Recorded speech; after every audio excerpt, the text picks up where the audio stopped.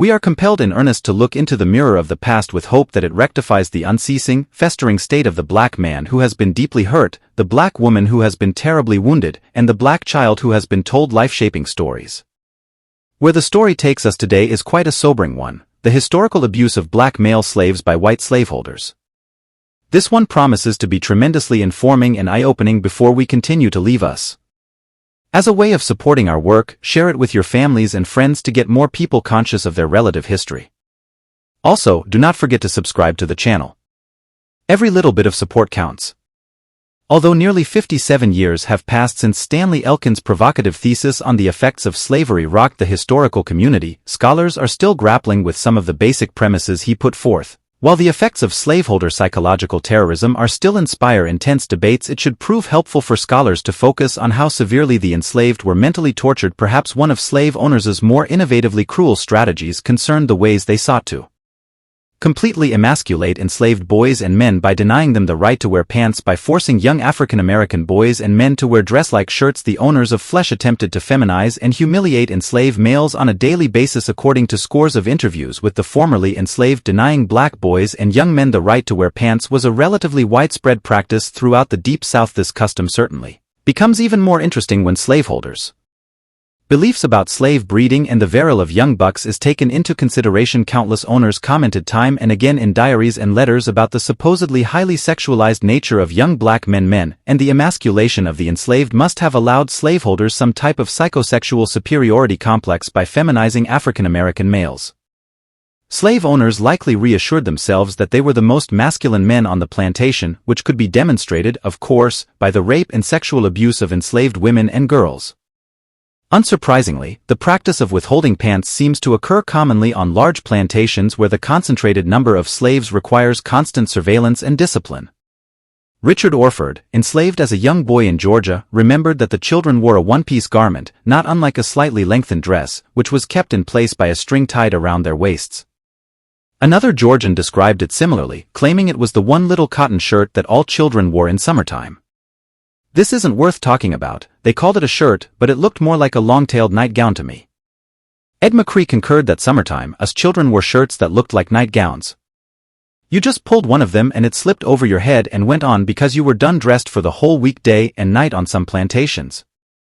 Boys wearing shirt dresses were finally supplemented with pants during the coldest part of winter. Boys wore plain shirts in summer, Addie Vincent recalled, but in winter they had warmer shirts and quilted pants similarly. Jefferson Franklin Henry reported that in summer, boys wore just one piece, and that looked like a long night shirt. Winter clothes were jeans, pants, and homespun shirts. One man raised on a Texas plantation said that all enslaved children wore straight-cut slips. They gave the little girls the slip dress and the little pants in winter, and they gave the little boys the little coat, pants, and shoes, but no drawers or underwear.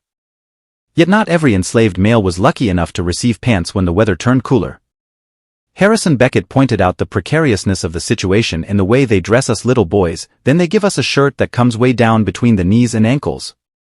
During cold weather, some enslaved individuals were provided with pants, but others were not even allowed to wear pants during freezing winters. Charlie Hudson recounted that in winter, children were given new cotton and wool mixed shirts that reached down to their ankles. However, by the time hot weather arrived, the shirts became worn and shrunken, and as the children grew, the shirts became too short. Consequently, they continued wearing the same shirts throughout the summer. Regardless of gender, enslaved boys realized there was no distinction in clothing. The denial of pants to boys and young men had a significant psychological impact, especially considering the age at which they were finally granted this garment.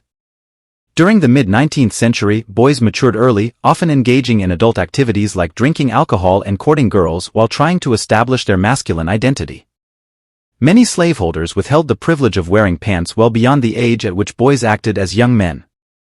Peter Rios didn't receive pants until he was 10, while Ben Kino of Texas and G.W. Hawkins of Arkansas received them around 12 years old.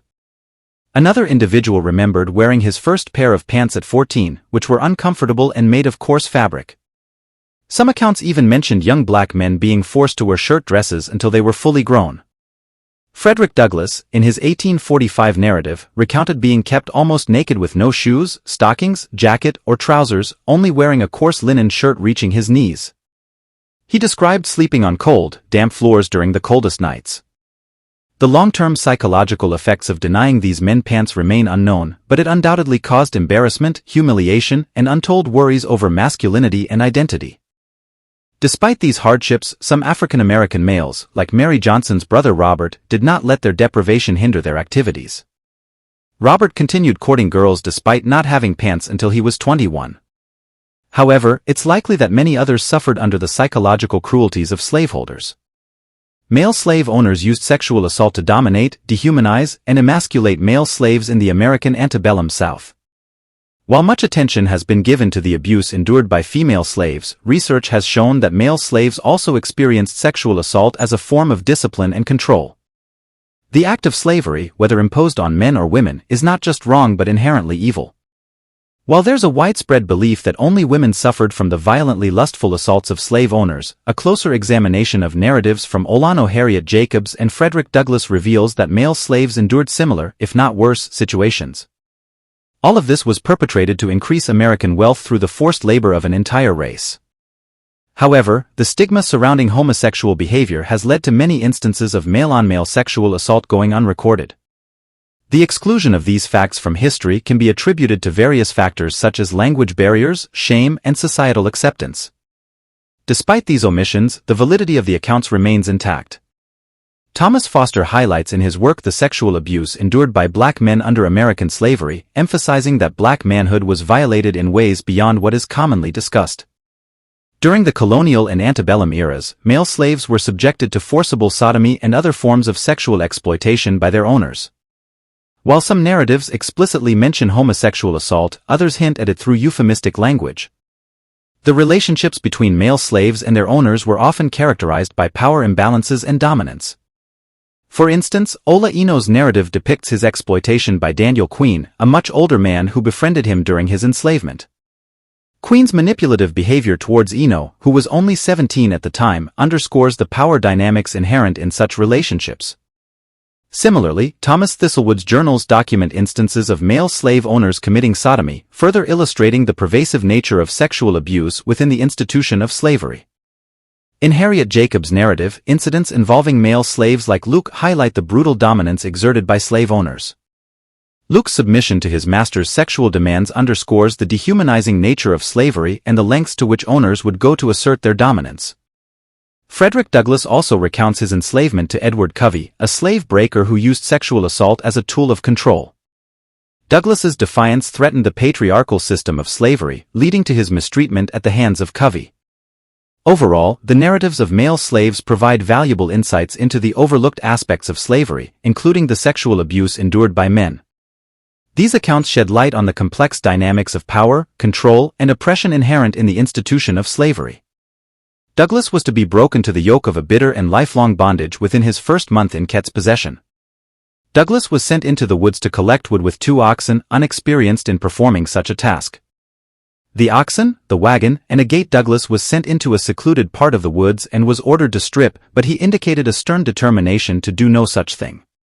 Kfei then rushed upon Douglass with something of the savage fierceness of a wolf, tore off the few and thinly worn clothes Douglass was wearing and flogged him. In the scope of this type of punishment, there was no need to strip the slaves of their clothing. This need for seclusion and forced nudity suggested that an omission of the sexual nature of CV's tactics had occurred in Douglass's retelling of the events of this flogging.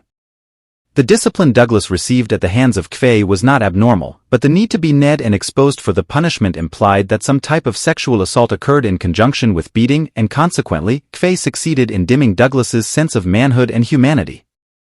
The dehumanization of Douglass as a slave was achieved in great part by the repeated sexual violations he experienced after successfully escaping to freedom. Douglass published the North Star, an anti-slavery newspaper, in 1847.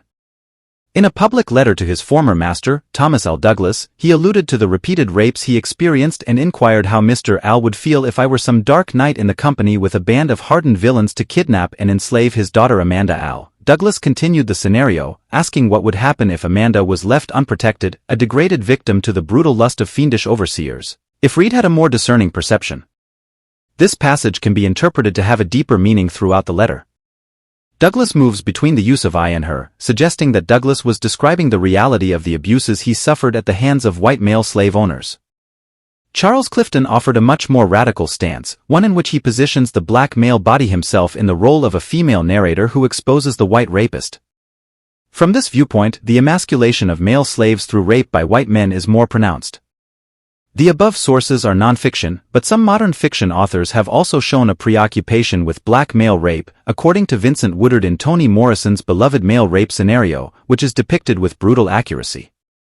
This story of an African-American family in the 1860s was written to expose the savagery of slavery.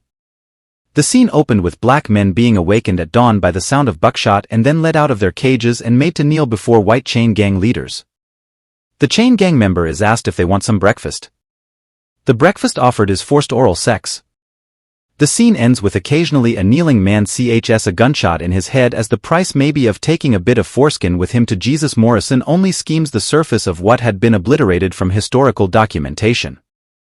However, as Woodard wrote, Morrison's inclusion of the scene in her novel indicates the importance of beginning as KBY suggests to unearth a deeper, more particularized understanding of black male sexualization. Sexual violation and interior response to sexual brutality. These examples of sexual assault among male owners and their slaves have a stronger social implication.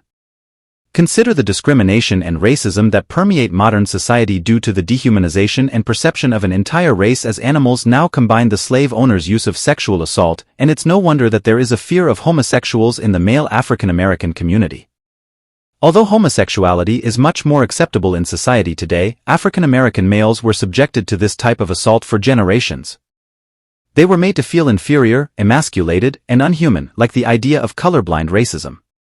How can society expect these unforgiven deeds to simply be forgiven in a few decades? The forcible sodomy experienced by male slaves is a possible explanation for present-day homonegativity within the African American community when constantly forced to defend and protect their manhood against the ever-present power of their master. Any hint of weakness or femininity which society deems as homosexual traits could be fatal. The only way to break this cycle and foster a change within the black male community is to bring these injustices and violations of the black male to light. Shame cannot survive in the light. Much more research and analysis must be done to tell the widely ignored story of the black men who suffered at the hand of their white brothers and more so sisters. In closing, the horrific abuse of black male slaves by white slaveholders is a stain on human history, a tapestry woven with threads of cruelty and injustice, but even amidst the darkness we must weave threads of resilience and hope. As we close this chapter, let us not dwell solely on the wounds inflicted. Let us remember the strength that endured, the spirits that refused to be broken. Let us honor the black men who toiled under the sun. Their backs bowed, but their hearts never tamed. They sang songs of freedom even as they were chained, their voices echoing through the fields, a testament to the unquenchable human spirit. Let us remember their family is torn apart, like branches ripped from a tree, yet they clung to each other, their love a shield against the storm. Let us remember their acts of defiance, however small, whispers of resistance that crackled through the silence, reminding their oppressors that they were never truly owned. As we move forward, let us carry the stories of these men not as burdens but as torches. Let their light guide us towards a future where the chains of oppression are finally shattered, where every human being is valued and respected, and where the song of freedom rings true. All this brings us to the end of this video segment. Did you learn a thing or two while seeing this? Kindly tell us what you think in the comments section below. We're always delighted to pick from your thoughts, and I hope you've hit that like button already as a way of supporting our efforts. Also, share with your families and friends to keep spreading our eye-opening black narrative, and subscribe to keep the channel growing. Your support counts a great deal. Thank you for watching.